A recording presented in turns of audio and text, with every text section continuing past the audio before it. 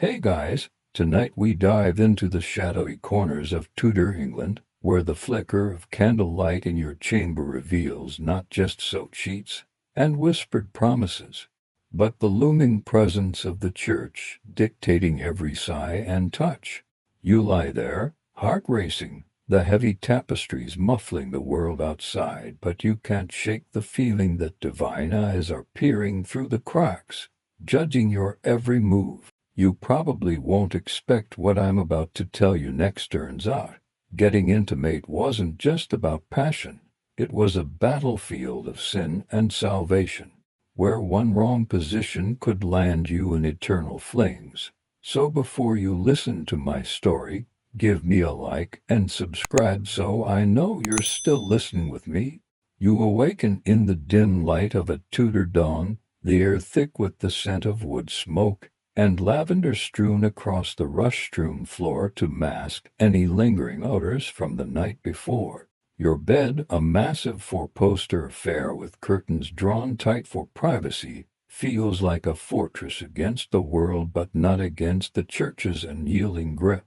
In this era, religious doctrines wrap around your intimate life like a too-tight corset, squeezing out any notion of pleasure for pleasure's sake. You know the rules drummed into you from the pulpit every Sunday. Sex exists solely for making babies, and only within the sacred bonds of marriage. Stray from that path, and you're inviting disaster, the kind that echoes through eternity. Picture yourself as a young Tudor couple, finally wed after months of chaste courtship. You're eager, the wedding feast's wine still warming your veins. But wait, tonight might not be the night. The church has a calendar stricter than a modern-day diet app, forbidding intimacy on holy days, during Lent, Advent, or any feast dedicated to saints. Why? Because those times demand purity, reflection, and abstinence, turning your bedroom into a no-fun zone more often than not. You count the days on your fingers, whispering to your spouse, "Is it Wednesday? No relations on Wednesdays, lest we offend the divine order." It's almost comical, isn't it? Like scheduling a Netflix binge around church holidays, but with the threat of hellfire if you slip up. And here's a light joke for you. Imagine explaining to your Tudor crush why Friday's off-limits: fish for dinner, sure, but no fishing in bed, or you'd be swimming in sin. But the church's shadow darkens further when you delve into the forbidden acts, those whispered temptations that could shatter lives. You hear tales in the marketplace, hushed voices warning of sodomy, that catch-all term for any non-procreative intimacy, deemed so horrific it's punishable by death, burning at the stake, the flames licking higher as the crowd jeers. You shudder, feeling the heat even in your imagination, the acrid smoke stinging your eyes. Homosexuality, shrouded in secrecy, falls under this umbrella, with men accused of such acts facing public humiliation or worse, their bodies broken on the wheel before the final pyre. Women aren't spared. Lesbian encounters, though rarer in records, spark accusations of unnatural behavior, leading to shunning or exile from the community. And bestiality, that's a straight ticket to the gallows, the church viewing it as a perversion that corrupts the soul and invites demonic forces. You trudge to church on a crisp morning, the stone floors cold under your feet, as the priest thunders about the female body, a vessel of temptation, inherently more lustful than man's. According to doctrine, women, with their curves and cycles, are seen as Eve's heirs, luring the faithful into sin. Menstruation, that's unclean, a time when you're barred from the marital bed, lest you defile it with blood deemed impure. Pregnancy brings its own restrictions. No intimacy then, for fear of harming the child or invoking divine wrath. You glance at the women around you, their heads bowed in prayer, wondering how many hide secrets beneath their kirtles, perhaps a charm against conception, or a memory of a stolen kiss that could brand them adulterous. Adultery, Oh, that's a minefield you navigate with trembling steps.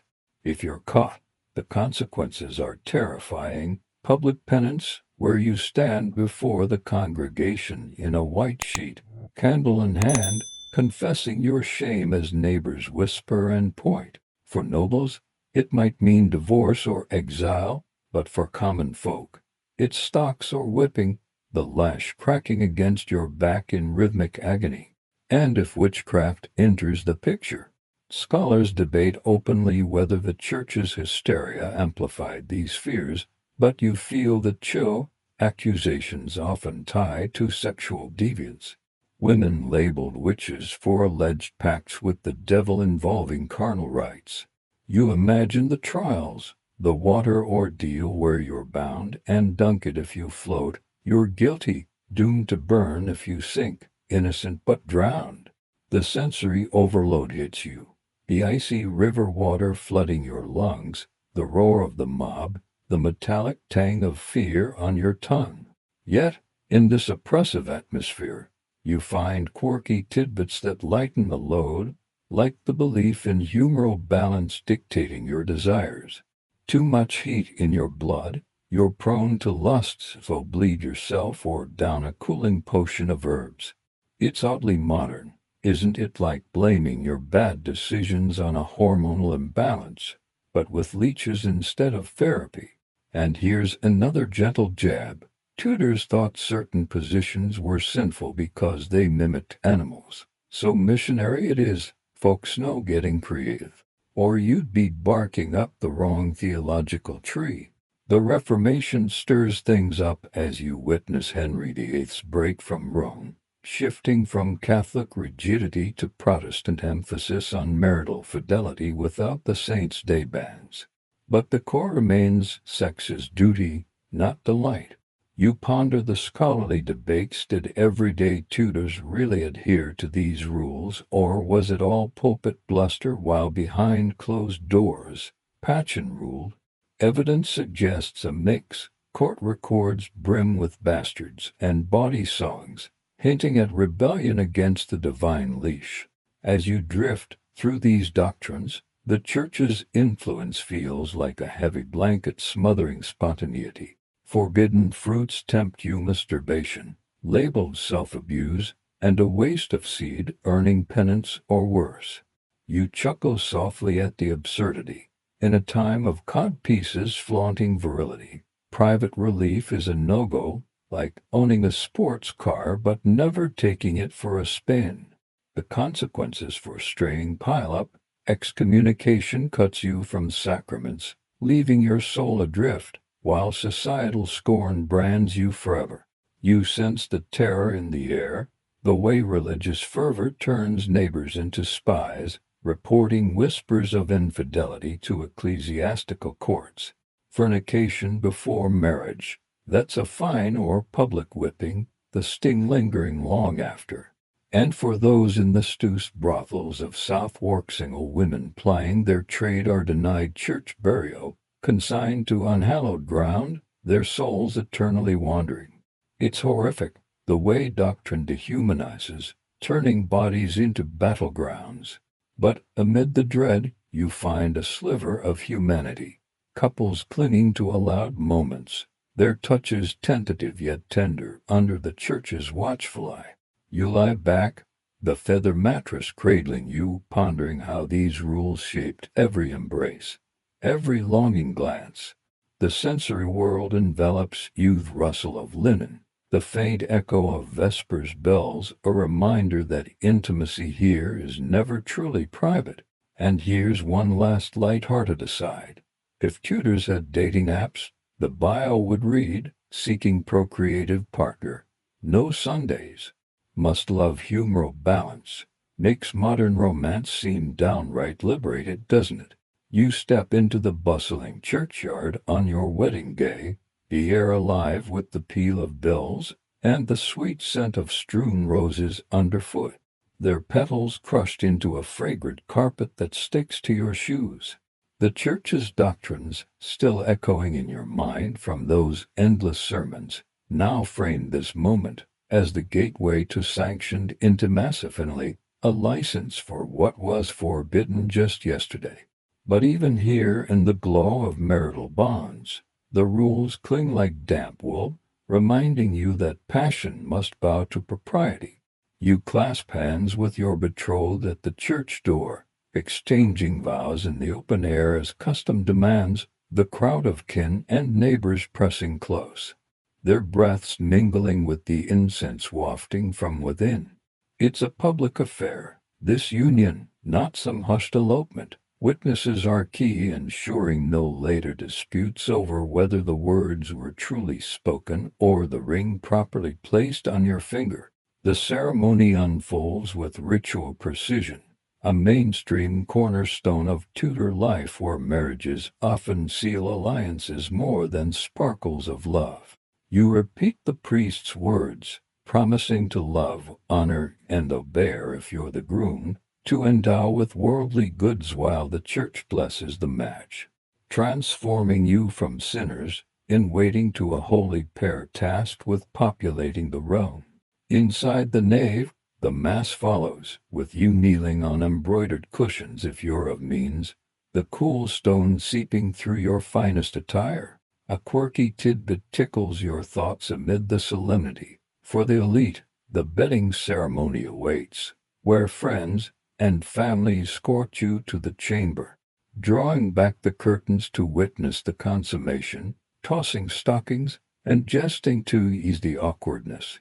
It's like a rowdy group chat gone live, isn't it? No privacy apps here, just ale-fueled cheers as the couple shakes the sheets, proving the deed is done to ward off any claims of impotence later. You chuckle softly at the absurdity, but the sarcasm bites. In an era obsessed with airs, even your most intimate moment becomes a spectacle. The bed blessed with holy water beforehand to chase away evil spirits. For common folk like you might be, the rituals simplify no grand feasts, perhaps just a hand fasting over a tankard in the alehouse, binding you until the church formalizes it. Yet the church insists on its cut.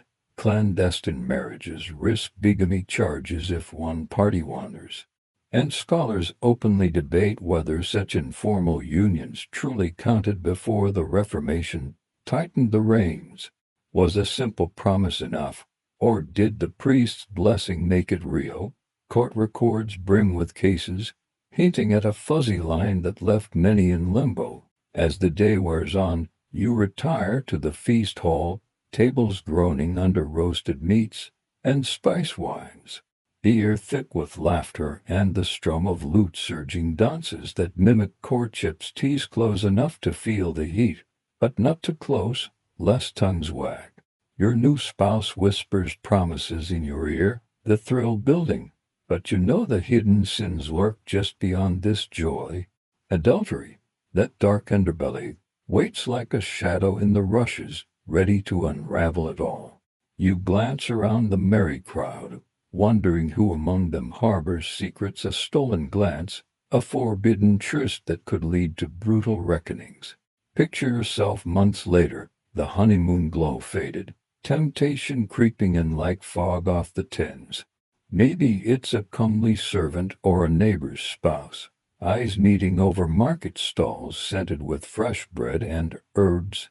The church deems adultery a grave sin, polluting the marriage bed and inviting divine wrath, plagues barrenness, or worse. If caught, the consequences crash down. For nobles, perhaps a quiet divorce if you're lucky, but often scandal erupts, dragging you to ecclesiastical courts where judges in somber robes probe every detail.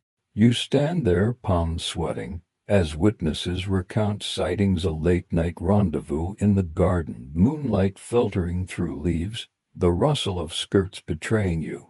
Punishments vary, but they're designed to humiliate, etching shame into your skin like ink. Public penance is common.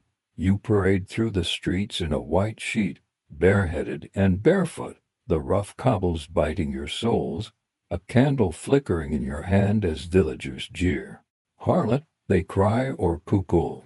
If you're the betrayed, horns imagined atop your head in cruel jest.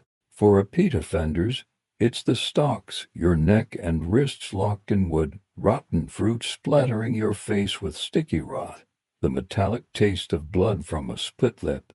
And here's a light joke to soften the sting. Tudors treated adultery like a bad theater review Varian talks, but the star ends up pelted with tomatoes, wishing for a curtain call that never comes.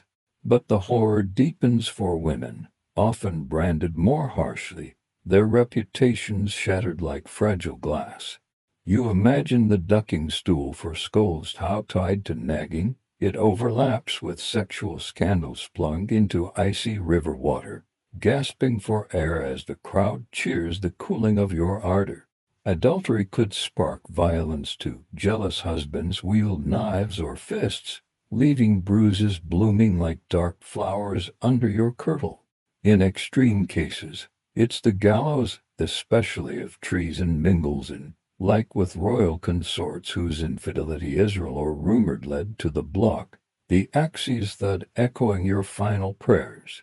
A fringe tidbit emerges from the shadows to prove adultery or impotence in court. Bizarre tests unfold.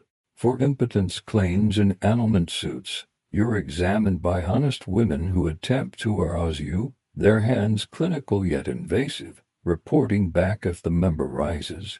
It's mortifying. The chamber dim with embarrassment, the air heavy with forced attempts at seduction. Success means the marriage stands, failure dissolution. But at what cost to dignity? Scholars debate the frequency of such trials. Were they rare spectacles or commonplace in litigious times? Records suggest they happened, blending medicine and morality in a grotesque dance. You feel the weight of it all, the way betrayal fractures families, bastards born in secrecy, their futures tainted. Contraception whispers in the background of opessories, or withdrawal but failure means shame, perhaps abandonment. Modern asides flicker, it's like swiping left on commitment apps, but with real stakes, no ghosting without ghosts haunting your conscience. And another gentle rib, if Tudors had HR departments, adultery would be the ultimate office fox pause, complete with public memos and mandatory sensitivity training via the pillory. Yet amid the dread, some couples thrive, their bonds forged in quiet nights by the hearth, embers crackling as you share stories, touches growing familiar. But the dark underbelly persists. Witchcraft accusations often entwine with adultery, women labeled enchantresses for luring men astray. Their trials ending in flames that scorch the air with screams and smoke. You shudder pulling your spouse closer, vowing fidelity not just for love but survival. The rituals of your wedding day now seem a fragile shield against these sins. The church bells a distant memory as hidden betrayals brew. You lie awake, the feather tick shifting beneath you, pondering how one slip could summon the reckoning's lashes, exile, or the nooses cold embrace. It's a world where passion's fire warms or burns, depending on who fans the flames. And for a final chuckle in this tangled web, adultery in Tudor times was like playing chess with the devil. You might capture a queen, but lose your head in the process. Sleep on that, if you can. You wander the echoing halls of Surmi's palace, the tapestries whispering secrets as your footsteps sink into rich carpets woven with scenes of hunts and conquests. The air heavy with beeswax from flickering torches and the faint musk of ambition. The king's court pulses around you, a whirlwind of velvet gowns and jeweled doublets, where every glance could spark alliance or ruin. And carnal intrigues weave through the power plays like threads in a deadly tapestry. Henry's presence looms large, his broad frame clad in padded shoulders that exaggerate his might, but you sense the undercurrents, infamous affairs that fuel his reign, turning passion into a weapon sharper than any sword. You hover at the edge of a masks hiding faces, but not intentions, as ladies curtsy low, their eyes meeting the king's with a spark that promises more than dance steps. Henry's marital carousel is the mainstream heartbeat of this era, 6 wives in total, each a chapter in his quest for a male heir, but laced with desires that brew duty and delight. You watch as he pursues Anne Boleyn, her dark eyes and quick wit ensnaring him while Queen Catherine prays in her chambers, the scent of her Spanish incense clashing with the English roses in the garden below. The king's divorce from Catherine, justified by biblical scruples over her previous marriage to his brother, masks a deeper hunger only that leads to the break with Rome and the establishment of the Church of England, but affairs, they're the kindling. Henry's liaison with Mary Boleyn precedes Anne, a fling whispered in corridors, her body a prelude that leaves her discarded, pregnant perhaps, but without royal acknowledgment. You feel the chill as favorites rise and fall, their beds warmed by the king's favor until jealousy or politics cools it.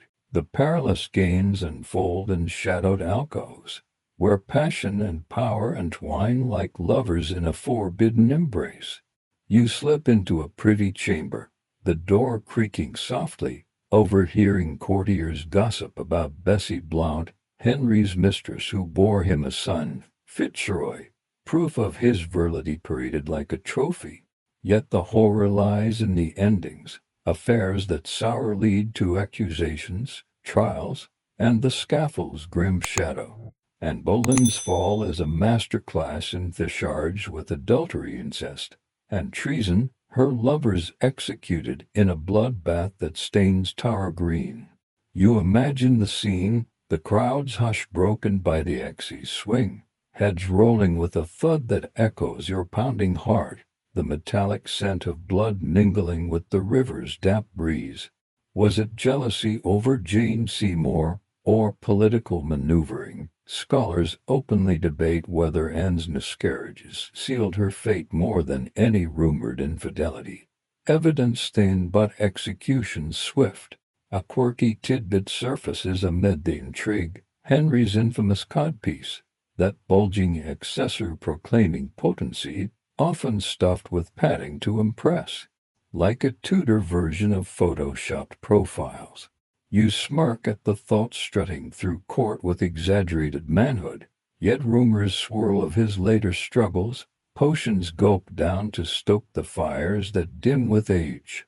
It's almost endearing, isn't it, like a king peacocking with props, hoping no one notices the facade.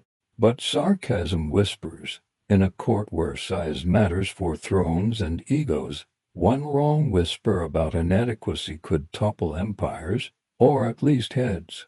You drift to the tilt yard, dust kicking up under thundering hooves as knights joust for favor, their lances a metaphor for the court's sharper thrusts. Henry's eye wanders to Catherine Howard, his fifth wife, young and vivacious, her laughter like bells in the stale air. But her past affairs unravel everything: secret meetings with Thomas Culper in linen closets, the creak of floorboards betraying them, notes pass like hot coals.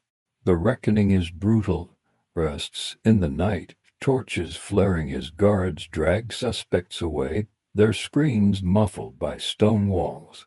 Catherine's execution follows, her final words trembling on the block, the executioner's sword flashing in the morning light. You taste the bile rising, the way passion's thrill curdles into terror, bodies broken for a king's wounded pride. Modern asides flicker like candle flames, it's like a reality show gone lethal. Alliances forming and fracturing faster than social media feuds, but with guillotines instead of blocks. And here's a light joke to ease the tension.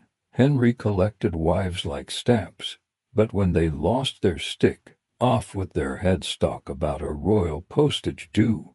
The court thrives on such games, factions betting on the next favorite, whispers of poison or spells if natural charms fail. You sense the sensory overload, rustle of silk as bodies press close in dances, the tang of sweat under heavy perfumes, eyes darting to catch illicit signals. But the executions haunt you. The scaffold, a stage for horror where passion's price is paid in full. George Boleyn, Anne's brother, accused of incest, a charge so outlandish it reeks of fabrication, his witty tongue silenced forever by the axe. Mark Smeaton, a lowly musician, tortured into confession, his rack-stretched limbs a testament to how far the king would go. You ponder the debate. Did Henry believe these tales, or were they convenient fictions to clear the path for new desires? Historians argue over his psyche. Was he a tyrant driven by lust, or a desperate man haunted by the lack of sons? Another fringe curiosity emerges. The king's great matter extended to bizarre remedies for fertility, like consulting astrologers who prescribe positions under certain stars. As if the heavens cared about bedroom acrobatics. You chuckle softly, imagine aligning your passions with constellations, hoping Virgo brings virtue or Libra balances the airs. It's whimsy amid woe, but the reality bites. Failed affairs meant not just heartbreak, but heads on pikes along London Bridge, birds pecking at eyes that once sparkled with seduction. You linger in the banqueting hall, goblets clinking as toasts mask betrayals, the king's laughter booming yet brittle. His affair with Jane Seymour blooms quietly, her demure ways a bomb after Anne's fire, leading to marriage mere days after the execution, timing so callous it chills the wine in your hand. The pattern repeats, desire ignites, consumes, then discards in flames of accusation. For the men entangled, like Henry Norris or Francis Weston, innocence matters little. Proximity to the Queen's bedchamber seals their doom, trials rigged with perjured testimony. The air grows heavier with each tale, the court's glamour peeling away to reveal rot beneath diseases whispered, like the French pox scarring flesh, blamed on foreign dalliances. You feel the isolation, even in crowds, knowing one misstep in this game could end with your neck stretched on the block. The crowds roar, fading as darkness claims you. And for a gentle rib, navigating Henry's court was like speed dating with a serial monogamist. Swipe right for romance, left for the headsman. As intrigues swirl, you retreat to quieter corners, the flicker of firelight dancing on walls etched with lovers' initials, now ghosts of what was.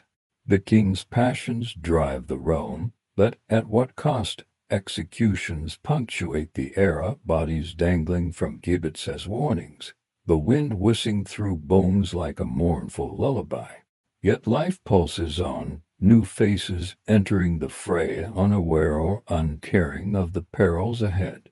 You glide through the opulent corridors of Hever Castle, Anne Boleyn's family home, where the air carries the subtle fragrance of blooming orchards outside, and the polished oak panels inside gleam under afternoon light filtering through mullioned windows. The echoes of courtly music from distant lutes fade as you focus on this charged courtship, the one that ensnares King Henry VIII and sets a kingdom ablaze with reform and ruin. And with her French-polished elegance, a sleeve slashed to reveal silk linings, her dark hair tucked under a gable hood, plays a game of seduction that's as calculated as a chess master's opening moves. You watch her deflect the king's advances at first, letters exchanged like secret codes, his words dripping with desire while she holds back, insisting on marriage over mistress status. A bold stance that manipulates his royal lust into a force capable of toppling queens and churches alike. This courtship, stretching over years, becomes the mainstream catalyst for England's break from Rome, Henry's great matter of annulling his marriage to Catherine of Aragon to wed Anne, all in pursuit of a legitimate male heir. You feel the tension building in stolen moments at court banquets, where Anne's laughter rings out, her olive skin flushed under candlelight, as Henry leans close, his hand brushing hers amid platters of roasted swan and spiced hippocras. But it's no fairy tale. Her seduction is laced with ambition. Family pressures from the Boleyns pushing her forward like pawns in a grander scheme. The king's poems to her, filled with hunting metaphors, the hunter, she the elusive Dermis, a deeper obsession, one that warps policy and faith. You sense the sensory pull, the crinkle of parchment, as love notes are unfolded in hidden alcoves, the faint ink scent mingling with rosewater perfume, whispers that promise everything yet risk all. The manipulative desires unfold like a slow-burning fuse. Anne's wit and allure hand in the French court, drawing Henry in while she withholds physical surrender, a tactic that inflames his passion to fever pitch. You imagine her in a garden maze, hedges rustling in the breeze, evading his grasp with teasing words. Your Majesty must wait for what is rightfully won. It's a power play, turning the king's bedchamber into a bargaining table where lust bargains for a crown. But the horror lurks in the fallout. Once wed in 1533, Anne's failure to produce a son after daughter Elizabeth seals her doom. Rumors of infidelity swirling like tense fog. The royal lust that elevated her now devours. Accusations of adultery with 5 men, including her brother, fabricated or not, leading to arrests that shatter the court. You drift to the Tower of London, its stone walls cold and unyielding, the river lapping below as Anne awaits trial, her once vibrant gowns replaced by somber attire, the metallic clang of keys echoing her isolation. The executions begin, her alleged lovers beheaded on Tower Hill, the crowd's murmurs rising like a tide, the thud of the axe sending ravens scattering. Anne's own end comes on a scaffold specially built, a French swordsman imported for a merciful stroke, her final words calm yet poignant, praising the king even as the blade whispers through the air. You taste the salt of unspoken tears, the way manipulative desires boomerang into horrific retribution, bodies left twitching in straw soaked with lifeblood. A quirky tidbit emerges from the whispers of history, and supposed sixth finger, a deformity rumored to mark her as a witch, fueling superstitions that her seduction was sorcerous, perhaps enhanced by potions slipped into Henry's wine. It's fringe folklore, isn't it, like a Tudor tabloid headline, extra-digit spells doom for dynasty? But scholars openly debate whether this physical anomaly was real or propaganda, exaggerated by enemies to paint her as unnatural, amplifying the era's fear of female allure as demonic. Modern asides creep in softly. It's like a high-stakes dating show where the bachelor king swipes right on drama, only for eliminations to involve literal chopping blocks instead of rose ceremonies. And here's a light joke to lighten the shadows, and played hard to get so well. Henry reformed a whole religion just to get Herdic about a ordeal in the name of courtship. The fallout ripples outward, callbacks to Henry's earlier affairs now pale comparisons. Bessie's son thrives in obscurity, but Anne's ambitions demand more, crashing against the rocks of royal expectation. You ponder the sensory remnants, the ghost of her perfume in empty chambers, the echo of lute strings she once danced to, now silent, as courtiers avert eyes from her portraits. Manipulative desires breed paranoia. Henry's spies root out evidence, torture extracting confessions from men like Smeaton. His musicians' fingers broken on the rack, screams piercing the dungeon's damp air. The horror intensifies with incest charges against George Boleyn, sibling bonds twisted into scandal. His trial a farce where wit fails against stacked odds. You feel the chill seep into your bones, the way lust's fire consumes, not just flesh but families. The Boleyns scattered like leaves in autumn wind. Yet Anne's seduction leaves legacy. Salazar's future reign a testament to her blood, though tainted by bastardy declarations. You lie in the quiet, The feather mattress sighing beneath you, tracing how one woman's charged courtship reshaped a nation, from papal defiance to Protestant seeds sown in blood. The king's remorse flickers briefly, jewels sent to Anne in her cell, but too late, the blade falls, her head tumbling into a basket lined with straw, the crowd gasping as ravens circle overhead. Another gentle rib for your drifting thoughts. If Tudor Tinder existed, Anne's profile would warn. Swipe at your own risk may cause religious revolutions and severe headaches.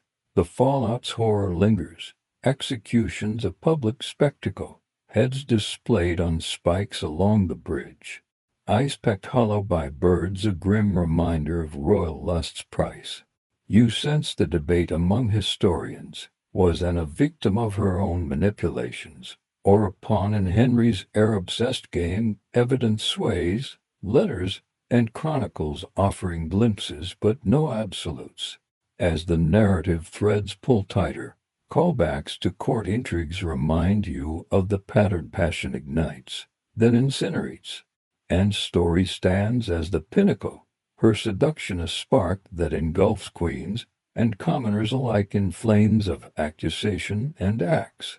You exhale slowly, the air in your chamber growing still, pondering how desires, once whispered in silk-sheeted beds, echo through history's halls with screams and silence. And for one last chuckle in this tale of toppled thrones, Henry chased Anne like a kid after candy. But when the wrapper didn't yield a son, it was off to the bins. Weak nothing's turning sour indeed. Rest easy now, as the shadows lengthen. You turn away from the scaffold's grim spectacle, the echo of the crowd's murmurs fading as you slip into the quieter confines of a Tudor healer's chamber. The air thick with the pungent aroma of dried herbs hanging from rafters and bubbling pots over a low fire. Embers crackle softly, casting dancing shadows on shelves lined with jars of leeches and powdered roots, where women's health becomes a labyrinth of archaic practices. Remedies whispered from midwife to maiden in hopes of easing the burdens of body and womb. The Renaissance spirit, with its rediscovery of ancient texts, infuses these treatments, blending Galen and Hippocrates with folk wisdom. But often the line blurs between cure and curse, healing hands turning horrific into desperation to tame the female form. You sit on a wooden stool, skirts pulling around you, as the healer, a wise woman with gnarled fingers stained from years of mixing potions, probes your complaints with knowing eyes. Perhaps it's irregular courses, that monthly flux deemed essential for purging ill humors, or the ache of a wandering womb, believed to drift like a restless animal within, causing hysterious fits of weeping or fainting. Mainstream medicine clings to humoral theory, insisting your body runs on balances of blood, phlegm, yellow bile, and black bile, too much heat or moisture, and woes ensue. To right it, bloodletting is prescribed, a lancet slicing into your arm, or even more intimate veins near the ankles or groin, crimson streams collected in bowls as you feel the world spin. The metallic tang sharp on your tongue. It's routine, this letting, meant to lighten the load, but you wince at the weakness that follows, days abed with broth and prayers. The treatments deepen into the gruesome, where horror masquerades as help, especially for those grappling with conception's failures or excesses. If barrenness plagues you, the healer might recommend fumigation, a practice straight from ancient scrolls. You straddle a stool with a hole, vapors from burning herbs like myrrh or foul-smelling asafoetida wafting upward to lure the womb back into place or stimulate it. Sweet scents for ascent, acrid for descent, the smoke stinging your eyes, choking your breath, the heat scorching sensitive skin as you grip the edges, hoping for a miracle but risking burns that blister and scar. Scholars openly debate whether these fumigations truly realigned organs or merely masked symptoms, with some chronicles noting women left weakened or worse. their insides inflamed by the invasive haze. You lean closer to the fire's glow, the warmth seeping through your kirtle, as tales of fertility remedies unfold like forbidden scrolls. For infertility, diets rich in hot, moist foods, figs, leeks, chickpeas are urged to kindle the seed, but if that fails, more archaic elixirs emerge. Potions of ground mandrake root, that humanoid plant harvested with dogs to avoid its shriek, boiled into a brew that promises quickening but carries poison's edge, inducing visions or death if overdosed. A quirky tidbit lingers in the air like the herb's earthy scent. Some swore by tying a weasel's testicles around your thigh as a charm against conception gone awry. Though fit for fertility, it might involve consuming them powdered odd, isn't it? Like wearing nature's quirks as jewelry, but with a sarcastic twist that makes you wonder if Tudors confused the barnyard with the bedroom. Modern asides drift in softly, like a gentle breeze through the casement.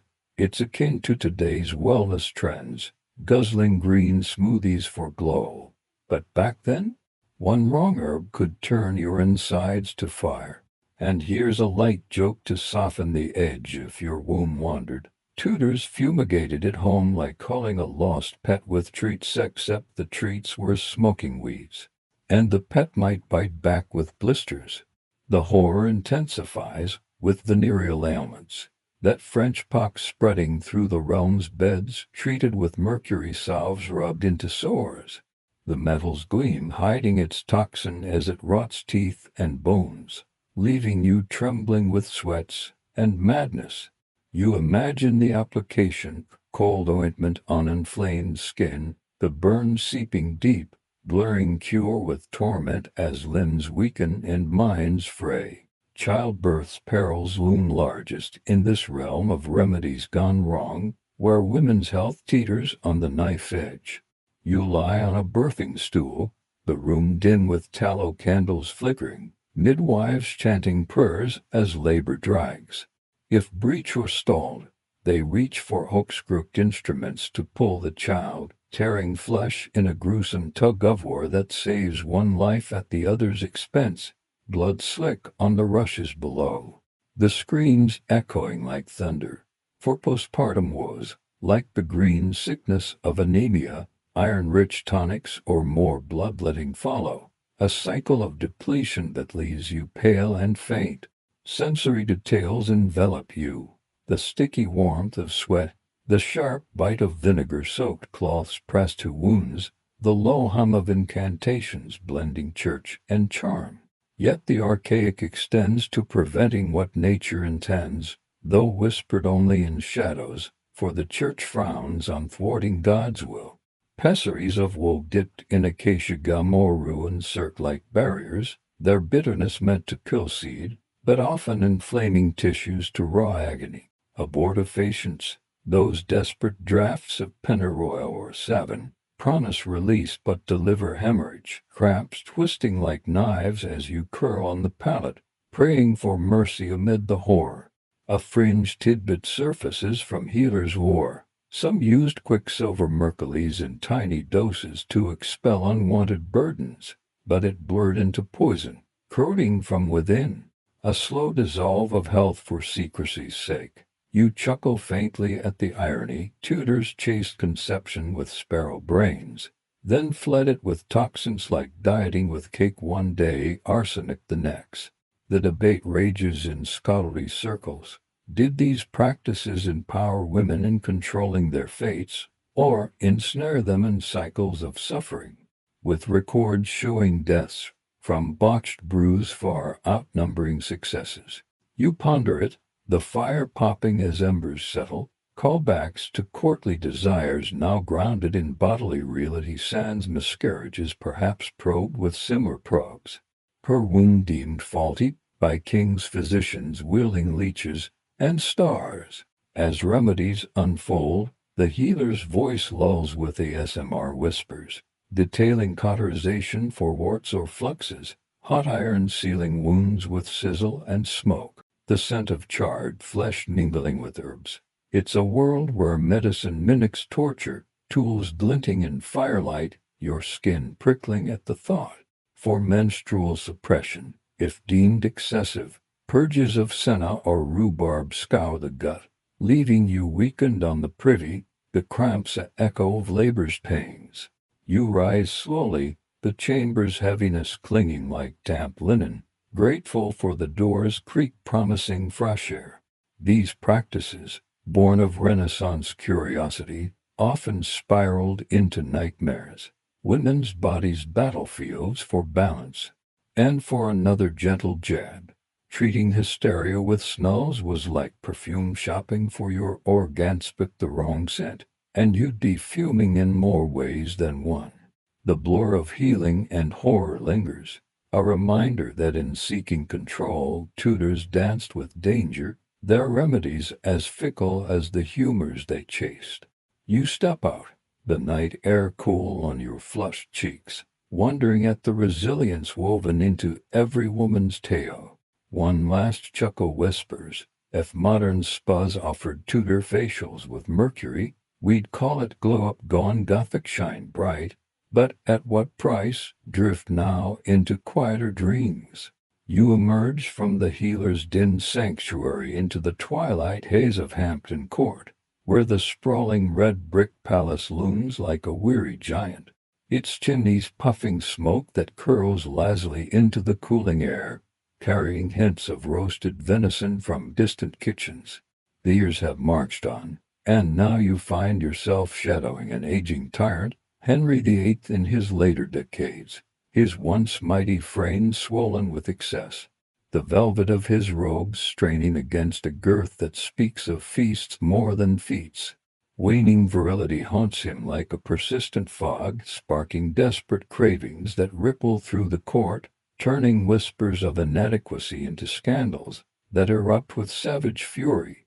You tread the polished floors, feeling the subtle creak underfoot, as Henry's footsteps thunder heavier now, each one a reminder that time erodes even kings. His desires twisting from conquest to compensation in beds grown cold.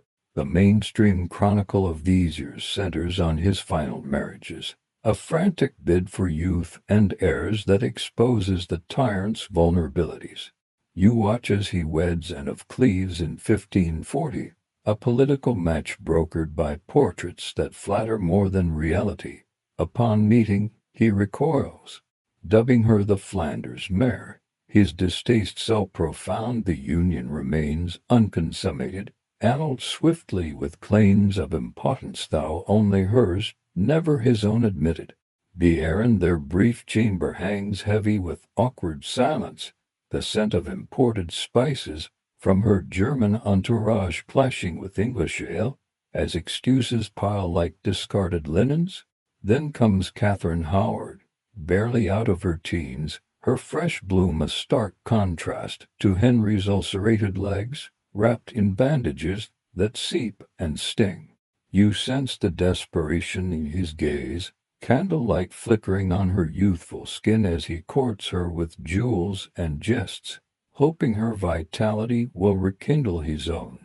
But cravings lead to chaos, scandals blooming like weeds in untended gardens. Catherine's indiscretions past liaisons with Henry Manox and Francis Derahan, and a current flirtation with Thomas Culpeper and reveled in a torrent of accusations.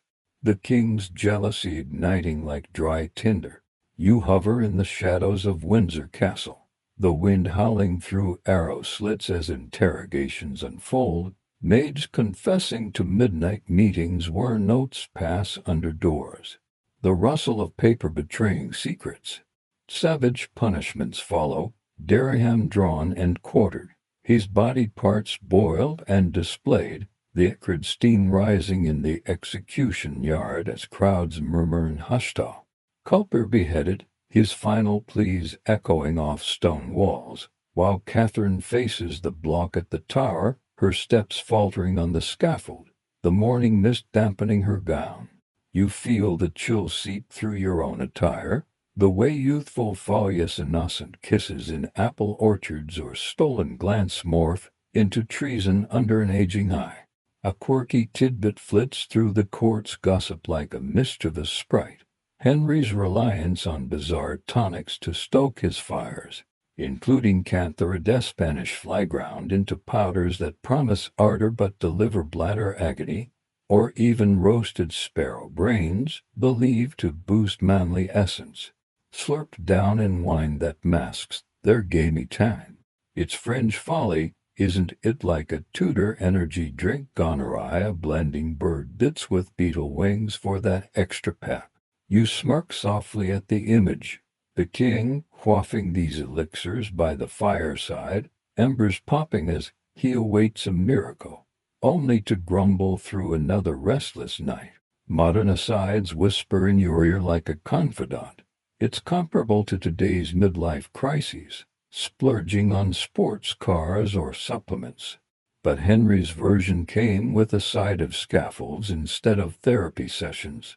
And here's a light joke to ease the tension. Henry chased youth like a dog after its tail round and round, but ending up biting himself in the throne. The scandals deepen with his last wife, Catherine Parr, a steadying force amid the storm. Her scholarly weighs a bomb, yet even she navigates his moods. The air thick with the scent of medicinal salves applied to his festering sores, poultices of herbs that soothe but never heal the deeper wounds of pride. You ponder the scholarly debates that swirl around his decline. Did obesity and possible diabetes truly sap his virility? Or was it the psychological toll of failed heirs and festering guilt from earlier executions, like Anne Boleyn's ghost lingering in his chambers? Historians argue over medical records, some pointing to justing injuries that scarred more than flesh, others to syphilis rumors that paint his cravings as diseased illusions. Sensory echoes pull you in the throne of his custom armor, widened to accommodate the labored breath as he mounts stairs.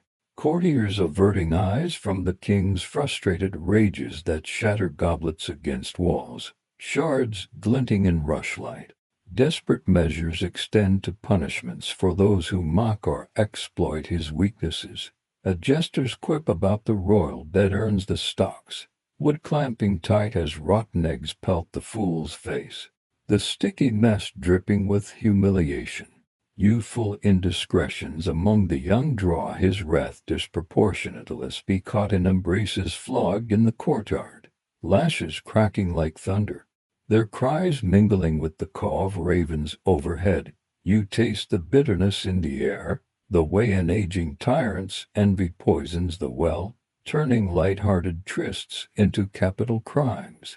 Callbacks to his carnal intrigues resurface, the vigor that toppled and now a faint memory, replaced by suspicions that every giggle hides betrayal, echoing the courtly games that once thrilled but now terrify. Another gentle rib tickles your thoughts. If Henry's later years had a motto, it'd be "Youth is wasted on the young and I'll punish them for it," like a grumpy uncle crashing a party with a switch.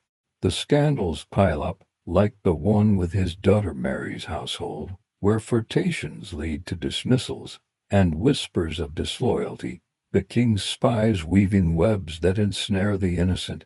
You lie in a quiet alcove, the tapestry's thread soft under your fingers, feeling the palace pulse with fear, the once vibrant halls now subdued, laughter stifled lest it provoke the tyrant's ire.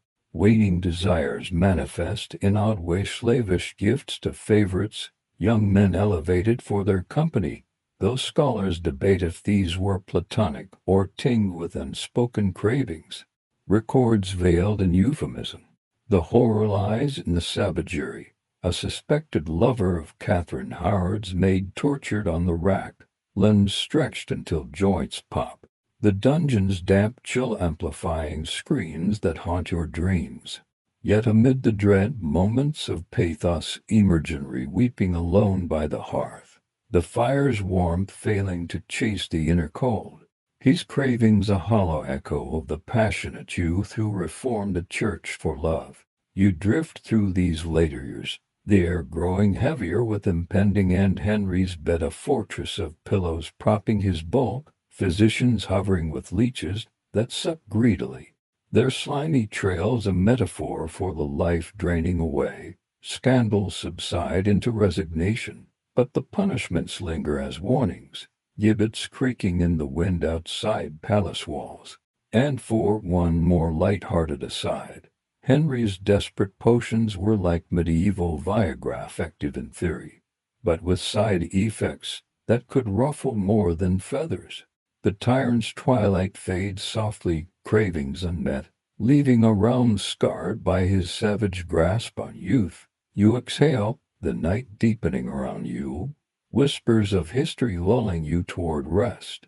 You slip away from the palace's fading grandeur, the last echoes of Henry's labored breaths dissolving into the murmur of courtiers exchanging knowing glances in dimly lit antechambers, where tapestries muffle secrets that could unravel dynasties.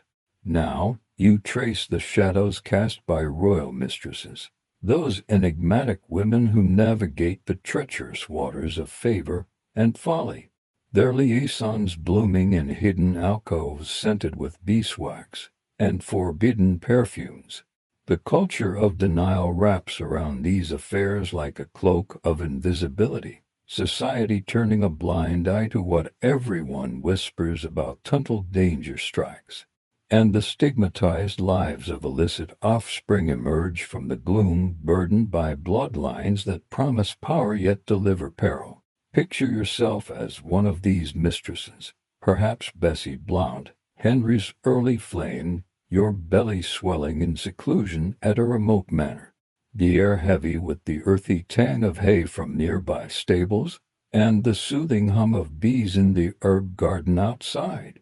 You give birth in a rush-strewn chamber, midwives sworn to silence, the child's cries quickly hushed as he's whisked away to be raised in luxury but without the full mantle of legitimacy. Henry Fitzroy, that acknowledged bastard son, becomes a mainstream emblem of royal indulgence. Elevated to Duke of Richmond in 1525, he's paraded as proof of the king's potency. Educated alongside nobles, yet forever barred from the throne's true claim, a living reminder that blood alone doesn't crown kings. You watch him grow, his features nearing Henry's ruddy cheeks and broad shoulders, but the stigma clings like damp whispers of baseburn follow him through marble halls, denying him the security of wedlock seal. The secret liaisons multiply, mistresses like Mary Boleyn or Jane Popincourt slipping through back passages, their gowns rustling against stone as guards avert their eyes. You feel the thrill and terror intertwined, heart pounding in candlelit trysts where passion flares briefly, only to fade into calculations of survival. For these women, rewards come in lands, and titles Mary granted manors after her time in the royal bed, but danger lurks in every shadow. A fall from grace means exile or worse. Their names smeared in chronicles as temptresses who corrupted the crown. You ponder the denial's depth, courtiers feign ignorance at banquets, goblets clinking over forced laughter, while queens like Catherine Orne endure the humiliation, their own beds growing colder as rivals bear the fruits they cannot. Illicit offspring scatter like seeds in the wind, their lives a tapestry of privilege laced with poison. You follow young Fitzroy to his estates, where tutors drill Latin and archery into him, the scent of leather-bound books mingling with polished armor. But the culture's stigma brands him outsider, marriages arranged carefully to avoid threatening the legitimate line. His death at 17 from consumption a quiet end to what could have been a rival claim. Other bastards fare worse, unacknowledged whispers in family trees, shuttled to distant relatives or convents, their royal blood a secret curse that invites suspicion. Imagine a girl child, perhaps from a fleeting liaison, raised in obscurity, her fine features hinting at high birth as she spins woe by the hearth. flames crackling to ward off the chill of illegitimacy's isolation. A quirky tidbit emerges from the era's fringes. Some mistresses used love tokens like embroidered handkerchiefs or rings engraved with cryptic mottos, passed in secrecy to claim paternity without words, almost like Tudor paternity tests wrapped in silk harming, yet fraught with risk if discovered. You chuckle softly at the notion. It's as if they invented ghosting before apps, leaving hints but vanishing when the bastard comes due. The danger amplifies for these children. In a realm obsessed with succession, bastards become pawns in plots, like the rumored offspring of Edward IV, whose legitimacy debates fueled wars, or Henry's own unclaimed ones, hidden to prevent scandals that could topple thrones. Modern asides flicker like fireflies in your mind. It's akin to today's tabloid love children, splashed across headlines with DNA drama. But back then, no paternity shows, just peril if the wrong earl takes notice. Scholars openly debate the true count of royal bastards, poring over faded letters and ambiguous portraits. Were some acknowledged quietly through gifts, or did denial erase them from history, leaving gaps in genealogies that tease at untold tales? You sense the sensory weight's soft cry of a newborn in a cradle rocked by anxious hands, the metallic glint of a dagger hidden for protection against rivals who view the child as threat. The culture of denial breeds inventive concealments, births in remote abbeys, where nuns' habits swish in corridors echoing with vespers, or falsified records claiming the child as a cousin's. You trace one such shadow, perhaps Elizabeth Taleboys, whispered daughter of Henry's affair with Mary, raised in nobility but forever on the fringe, her life a dance around the edges of court, invitations extended then withdrawn. Danger manifests in poison's subtle drip or accident's guise. Bastards like Arthur Plantagenet, Edward's illegitimate son, thrive until politics shift, landing him in the Tower on trumped-up charges, the damp cells reeking of mildew as he awaits a fate dictated by blood he can't deny. You linger in a misty garden at dawn, dew glistening on hedges shaped like mythical beasts, overhearing mistresses plot their exits, marriages arranged post-liaison to legitimize the swell, husbands complicit for favor's sake, but the stigma scars the offspring, barring them from inheritance or high office, their ambitions curtailed like clipped wings. A light joke bubbles up. Being a royal bastard was like winning the lottery but getting taxed into oblivion. Riches aplenty, but the crown's shadow steals the shine. The liaison's allure fades into regret for some. Mistresses like Agnes Blewett, mother to another possible Fitzroy, fading into obscurity, their stories buried in parish registers yellow with age. Yet resilience shines through. Some bastards rise, like Charles Somerset, Beaufort, navigating stigma to found lines that endure. You feel the pull of their hidden world secret letters sealed with wax bearing no arms, meetings in moonlit groves where leaves crunch underfoot, boughs whispered against the wind. The denial's veil thins in deathbeds, kings murmuring acknowledgments too late, leaving offspring to grapple with legacies half given. Another gentle rib for your wandering thoughts. Tudor mistresses played the ultimate game of hide and seek. Hide the bump, seek the pension, and pray the kid doesn't look too much like dad. The danger's edge sharpens with witchcraft whispers. A bastard's birth could spark accusations of spells luring the king, trials ending in flames that scorch the air with herbal smoke and screams. You exhale, the shadows lengthening, tracing how these lives weave denial into danger's web, offspring caught like flies. As liaisons unfold, callbacks to Henry's cravings resurface. Same desperation birth in these shadows, now haunting the realm's underbelly. You ponder the scholarly tussle, Did denial protect or perpetuate the stigma, with evidence from wills and whispers suggesting a mix, bastards both shielded and shunned? The culture pulses with paradox, passion's fruits ripening in secrecy only to sour under scrutiny. One last chuckle whispers, illicit offspring were Tudor's open secrets like elephants in the room, but dressed as mice, squeaking for recognition. Drift now into the quiet folds of history's embrace. You wander from the misty gardens of hidden trysts into the dimly lit apothecary's den, where shelves sag under jars of dried roots and vials of murky liquids.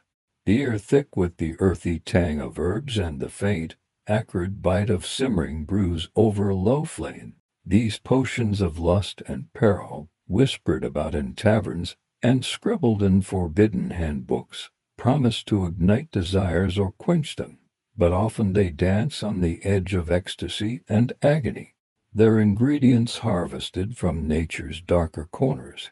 You lean over a scarred wooden table, fingers tracing the labels mandrake, rue, chickpeas each a key to unlocking the body's secrets, or perhaps locking them away forever in peril's grasp. Tears, aphrodisiacs, and elixirs stem from ancient wisdom filtered through medieval texts, like those of Constantine the African, who translated Arabic secrets into Latin, guiding Tudor healers on foods that stir the humors toward passion. You sample in your mind's eye a simple brew, cloves steeped in warm milk with a splash of blueberry juice, the spicy warmth spreading through your veins like a forbidden whisper, meant to cure impotence by heating the blood and awakening dormant fires. It's a mainstream remedy, rooted in the belief that the bodies for humor's blood phlegm, yellow bile, black bile must balance for virility, with warm and moist foods like chickpeas fanning the flames of semen production, essential for heirs in a world where barrenness spells doom. You sip imaginatively, the creamy liquid coating your tongue with a burst of berry tartness, feeling the imagined surge, but knowing too well how overindulgence could tip the scales toward excess, leaving you feverish and spent.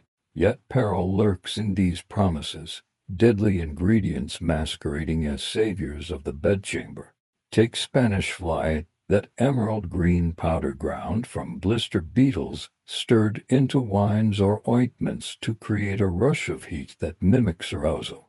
You envision a nobleman desperate to impress his young bride, sprinkling it into his goblet, the liquid fizzing slightly as it dissolves, the initial warmth blooming in his loins like a summer sun.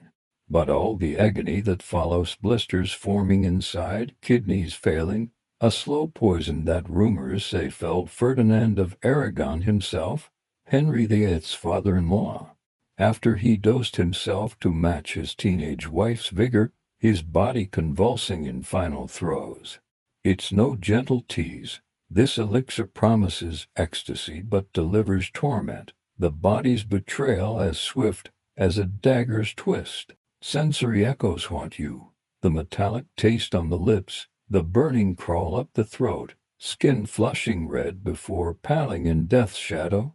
You chuckle softly at the quirky tidbits scattered through these recipes, like the brains of small sparrows, mashed into a paste and swallowed whole, believed to flutter life back into flagging spirits. The most poetic, isn't it? Eating a bird's mind to spark your own flights of fancy, or the grease from a freshly killed billy goat's kidneys, smeared on the skin like a lover's oil, its musky scent clinging to your fingers, promising goat-like stamina but likely leaving you smelling like the barnyard instead.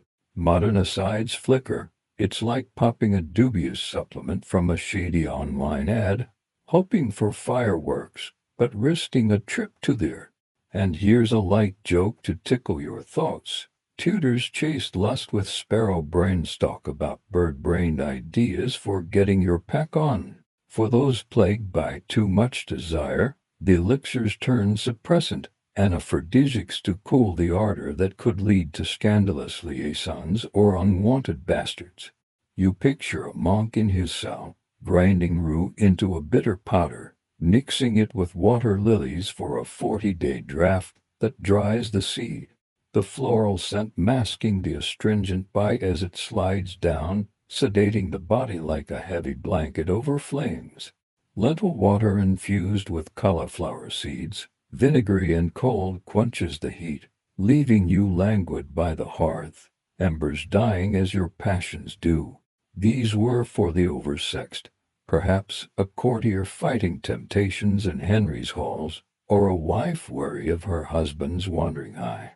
The sensory pull is subtle, the crisp snap of lettuce leaves crushed for their cooling essence, the faint vinegar tang puckering your mouth, a reminder that control comes at a cost, numbing not just lust but life's vibrancy. Scholars openly debate whether these potions truly altered the flesh or merely tricked the mind, placebos wrapped in folklore, their effects amplified by belief in humoral magic rather than chemistry. Did the warmth from chickpeas genuinely kindle conception, or was it the hope that sparked the spark? Court records and diaries hint at both successes and tragedies, leaving room for doubting history's pages. You ponder this as you sample an oyster, that most enduring aphrodisiac, slurped raw from its shell in a Southwark stew, the briny juice exploding on your tongue. Folds of flesh resembling a woman's, secret slang for vulva back then, provoking lechery as Elaine Chartier noted. Pickled ones sold in brothels, their salty allure drawing patrons like moths to flame. But beware the hidden perils, overconsumption leading to gout or worse, the sea's bounty turning treacherous. Another gentle rib emerges, oysters as love food. Tudors must have thought, if it looks like a vulva and tastes like the sea, it must be destiny, nature's blind date gone slimy. The elixirs extend to exotic fringes, like mandrake root boiled into a brew, its humanoid shape screaming when pulled from earth, promising visions of passion but risking delirium or death if mishandled. Or nettles, stinging leaves whipped into submission for their lust-stirring sap, a quirky remedy that pricks before it pleases. You feel the imagined sting on your skin, the welts rising like forbidden urges, a modern parallel to BDSM light without the safe words. These potions weave into the fabric of Tudor life, callbacks to royal cravings, and secret offspring. Henry himself might have quaffed such brews in his waning years, chasing youth with perilous elixirs that scarred more than satisfied. You drift through the apothecary's haze, the flicker of candlelight on glass vials, pondering how lust's pursuit often courts agony. Ingredients like Spanish fly, a double-edged sword slicing through desire to the bone. The air grows heavier with herbal steam, lulling you into contemplation. Ecstasy's price in this era was steep, paid in sweat, blood, or breath. And for one more light-hearted aside, mixing goat grease for romance, it's like Tudor Tinder swipe right for stamina, but end up with a farmyard fragrance that clears the room. Rest easy now, as the vapors fade. You step out of the apothecary's haze, the herbal vapors clinging to your clothes like reluctant ghosts, into the hushed confines of a Tudor woman's solar, where sunlight filters through diamond-paned windows onto a table strewn with linen cloths and whispered secrets. The air here carries the faint scent of vinegar and wool, remnants of desperate measures taken in shadows to thwart the forbidden fruits of conception. Those crude methods that promise control over your body but often deliver a harvest of harm and heartache. In an era where heirs are everything and bastards a burden, you navigate this perilous terrain, your hands trembling as you mix or insert barriers against life's insistent push, knowing one slip could mean ruin or worse, a life forever altered by the lasting scars of these interventions. The mainstream methods draw from ancient texts revived in the Renaissance, like the works of Serenus or Trotula, advising on pessary sponges or wool plugs soaked in acacia gum, lemon juice, or honey inserted deep to block the seed's path.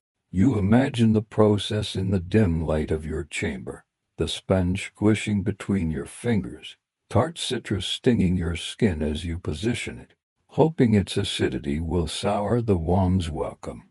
It's a common practice among midwives' circles, shared in low voices over embroidery frames, the needle pricking fabric like a reminder of the pricks of fate. For married women overwhelmed by endless pregnancies, or mistresses dodging scandal, this offers a sliver of agency in a world that views your body as a vessel for dynasty building. Yet the crudeness bites. Removal forgotten leads to infections. Fever rising like a thief in the night, chills racking your frame as pus forms. The metallic taste of illness on your tongue. Deeper into prevention shadows, you encounter contraptions that twist ingenuity into torment, like the cervical caps fashioned from oiled silk or halved lemons. Their rind a makeshift dome placed over the worm's mouth. You wince at the insertion, the citrus burn against tender flesh, juice seeping in a slow drip that promises sterility but risks ulceration, scars blooming inside like hidden thorns.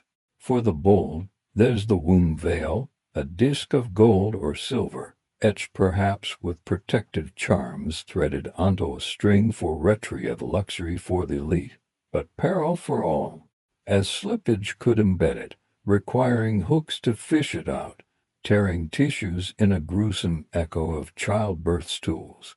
Sensory details assault you, the cool metal sliding in, a foreign weight settling, the faint clink of the string against bedposts as you move through your day, ever aware of the intruder guarding against another. The risky abortions loom largest in this forbidden orchard, methods that blur prevention with termination, often sought in desperation after conception takes root. You creep to a wise woman's hut at dusk, the path crunching underfoot with fallen leaves, her fire spitting sparks as she brews pennyroyal tea, its minty aroma masking the bitterness that twists your gut like a vice. Swallowed in gulps, it promises to bring on the courses, but overdo it and hemorrhage follows, blood-soaking linens in waves, cramps folding you double on the palate, the world narrowing to pain's red haze. Or 7, that evergreen shrub's leaves pounded into paste, ingested or inserted, its oily residue scorching as it expels, but sometimes taking more your strength, your fertility, or your life. Ear thick with the resinous scent of juniper like death, you feel the horror in every sip, the way these herbs, held as women's allies, turn traitors, blurring the line between relief and regret. A quirky tidbit flutters from the fringes of folklore. Some swore by jumping backwards 7 times after intimacy, or sneezing vigorously with mustard up the nose, believing it dislodged the seed like dust from a whimsical, almost laughable, like a Tudor TikTok hack gone historical. You smirk at the image, post-tryst, you leap awkwardly in the chamber, skirts flying, or inhale the pungent powder, eyes watering as achus echo off walls, hoping physics or physiology complies. Modern asides drift in. It's comparable to today's old wives' tales, like standing on your head after, but with less yoga and more superstition. And here's a light joke to lighten the load. Tudors prevented babies by jumping around as they figured if you can't catch your breath, neither can the bun in the oven. But the lasting harm etches deep. Contraptions and potions leaving legacies of infertility or chronic ache, wombs scarred into barrenness, monthly fluxes turning erratic or ceasing altogether. You lie abed after a botched attempt, the room spinning with fevered dreams, poultices of cool herbs pressed to your brow failing to chase the fire within. Abortions via instrumenture, quills or wires probed blindless perforation, sepsis creeping like ivy through veins. The sweet rot of infection perfuming the air as neighbors whisper of divine punishment.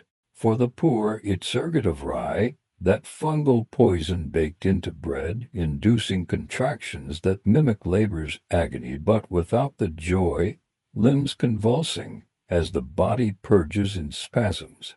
The sensory overload grips you, the gritty texture of the bread on your tongue, the hallucinatory visions dancing in shadows, pain radiating like lightning strikes. Scholars openly debate whether these methods empowered women in a patriarchal bind or merely compounded their suffering, with diaries and court records showing a mix of lives saved from endless birthing, others lost to the very tools meant to liberate.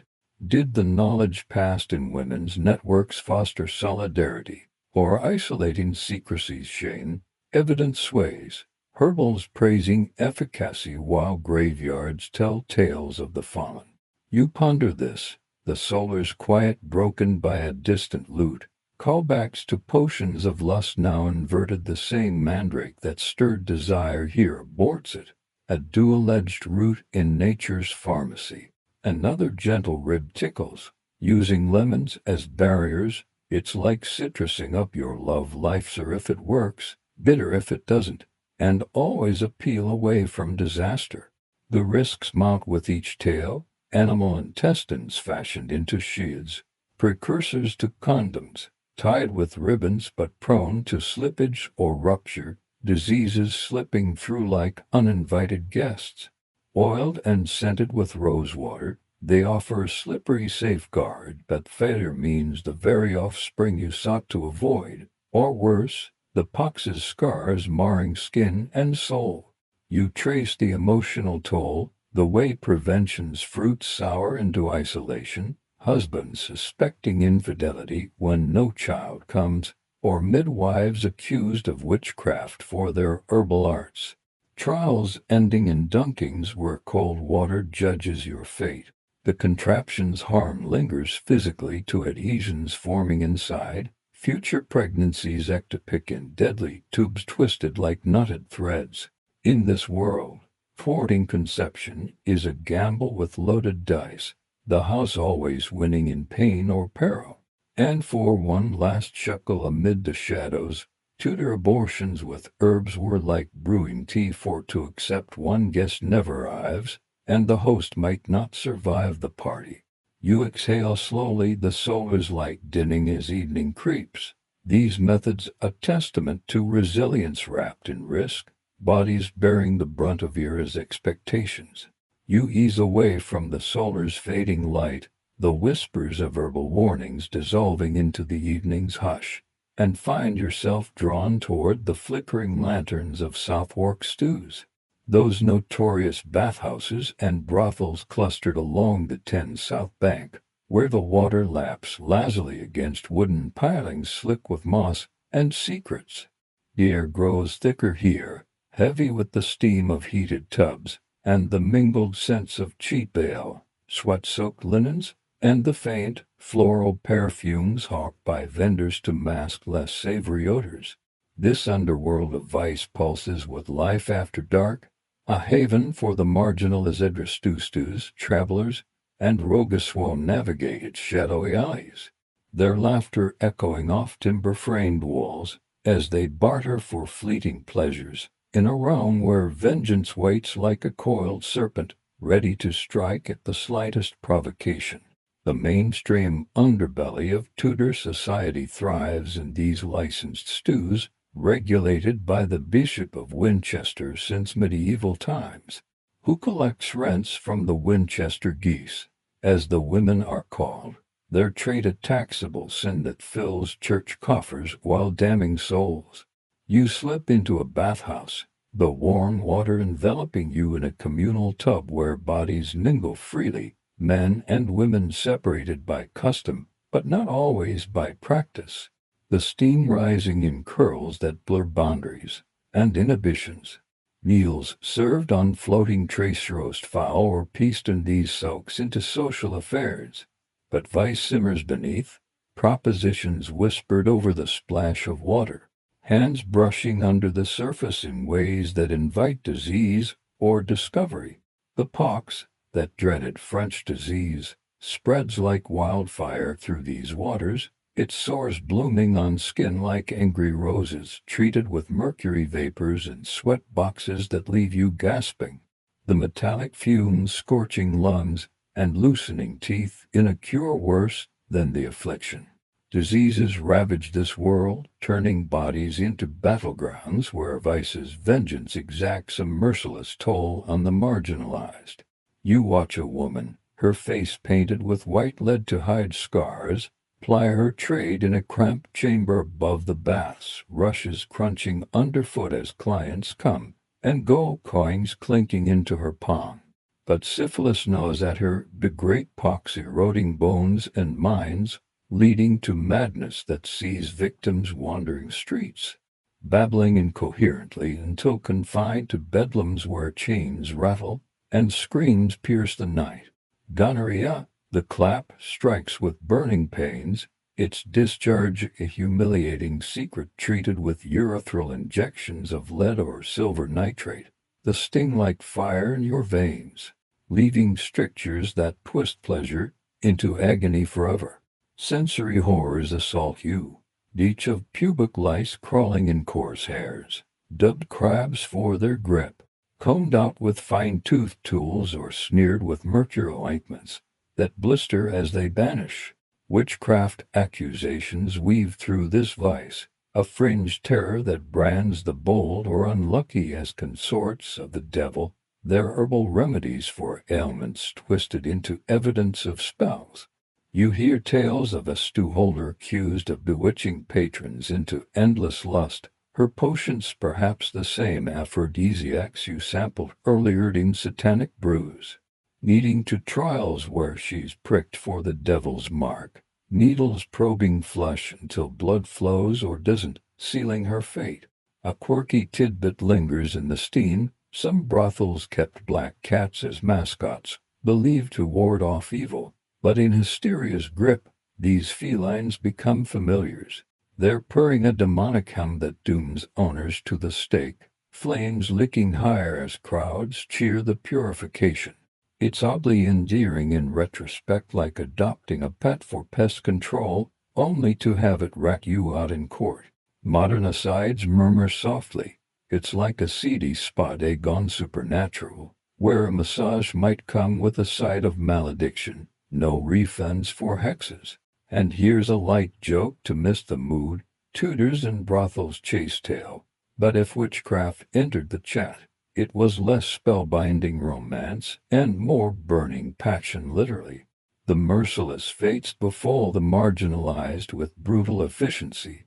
Prostitutes denied Christian burial, their bodies tossed into unmarked pits outside city walls, souls adrift in purgatory's limbo.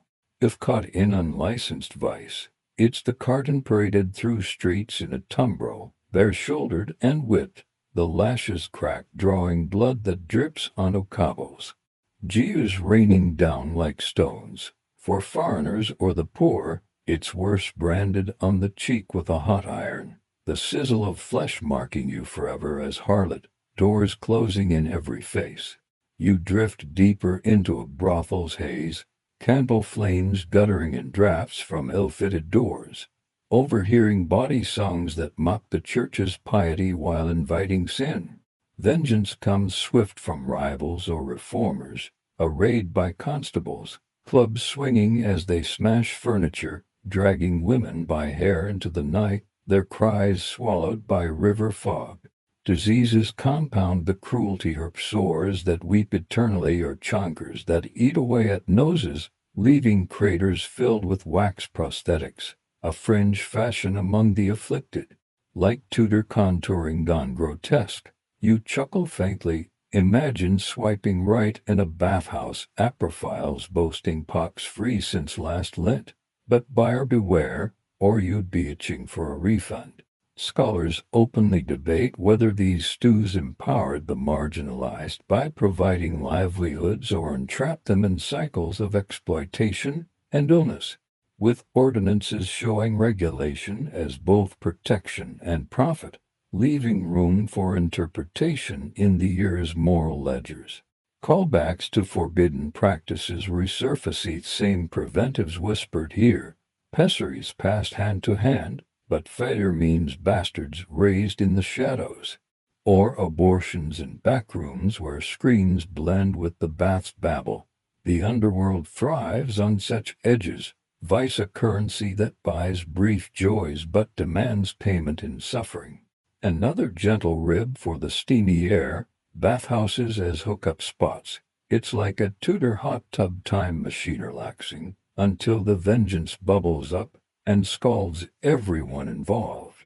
Merciless fates extend to the diseased, quarantined in pest houses where doors bolt shut, the air rank with decay as bodies waste away, an attended save for occasional bread tossed through slots. Witch hunts peak in panics, accusations flying like arrows in a tavern brawl, women dunk in the Thames if you float, guilty and hanged, sink innocent but drowned, the cold water flooding lungs in a final, gurgling vengeance. You sense the isolation of these lives, the marginalized clinging to camaraderie in candlelit dens, sharing pipes of tobacco and new vice from the Americas, its smoke curling like promises unkept. But peril shadows every puff, lungs blackened, coughs hacking blood, another disease joining the fray. The brothel's bells toll closing time, patrons stumbling out into dawn's gray light, carrying home more than memoria seeds of destruction sown in vice's soil. And for one last chuckle in this underworld whirl, prostitutes called Winchester geese, honk if you're horny. But beware the bishops, Bill talk about foul play in the game of vice. You linger a moment longer, the steam softening edges, before the narrative draws to its close. As the lanterns dim in Southwark's winding alleys, and the Thames whispers its eternal lullaby against the shore, you feel the weight of these tales easing from your shoulders, like a heavy cloak slipping away into the gentle night. The horrors of Tudor passions, with their tangled webs of desire and dread, fade softly now, dissolving into the misty veil of history, where kings and commoners alike rest in quiet repose. You've journeyed through shadowed chambers and steamy stews, sensing the pulse of lives long past, their joys brief sparks against the vast, soothing darkness of time. Let the sensory echo-esque rustle of silk, the crackle of hearths, the faint echo of laughter drift away like autumn leaves on a calm breeze, carrying with them the sarcasm and surprises that colored our story. No more vengeance or vice to chase your dreams, instead envision the serene English countryside at dusk, fields golden under a setting sun, birdsong weaving a tranquil melody that invites slumber. Reassure yourself that these were distant echoes, lessons wrapped in whispers, leaving you wiser yet unburdened, ready to sink into pillows soft as clouds. The script unwinds here, threads loosening into peaceful silence, your eyelids growing heavy with the promise of restful visions. Breathe deeply, let go, and allow the final imagery to blur into starlit calm, a whisper bidding you farewell. End of script. Sweet dreams.